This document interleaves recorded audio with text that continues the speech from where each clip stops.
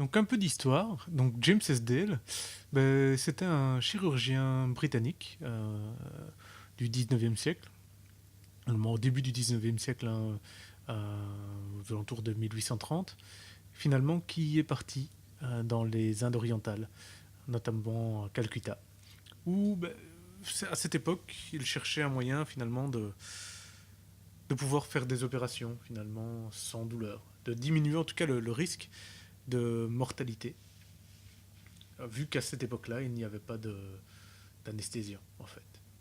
Et finalement, lui pratiquait finalement ce qu'on appelait à cette époque-là le mesmérisme, hein, ce qui touchait plus au magnétisme, enfin, c'était à cette période, à cette conception de l'hypnose un peu plus magnétique. Et il recherchait des moyens vraiment de diminuer, de réduire le cas de décès lors des opérations.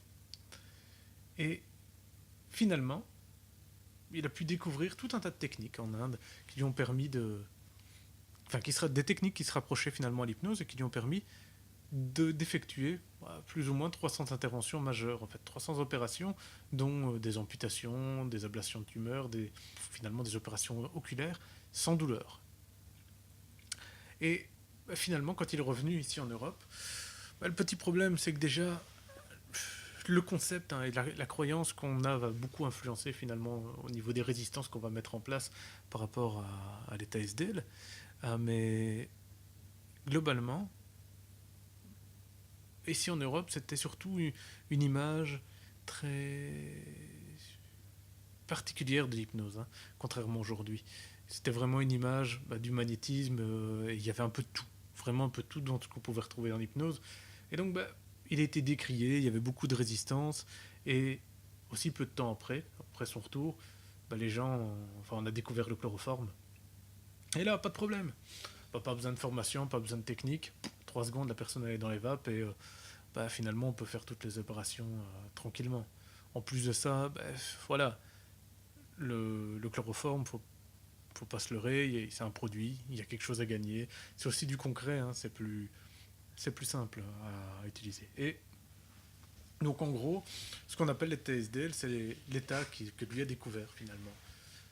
Cet état que lui a découvert qui est resté un peu inutilisé pendant de longues années, et puis qui a été réutilisé plus tard euh, par notamment Develman, qui a ressorti cet état, et où au début d'ailleurs on pensait que c'était un coma hypnotique, d'où parfois l'utilisation du terme coma hypnotique. Parce que les gens dans cet état, ils répondent pas, on pourrait leur jeter de l'eau au visage, ils bougent pas, ils réagissent pas.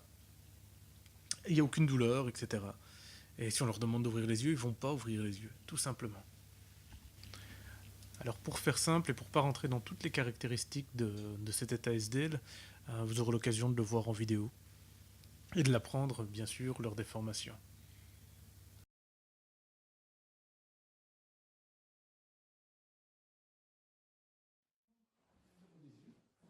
Guidé par le mot, mon mot, tu vois, laissez-moi retourner dans cet état, encore 10 fois plus profondément.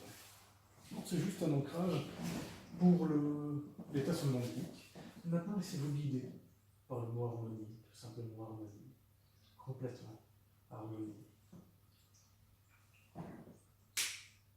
Harmonie de plus en plus profondément.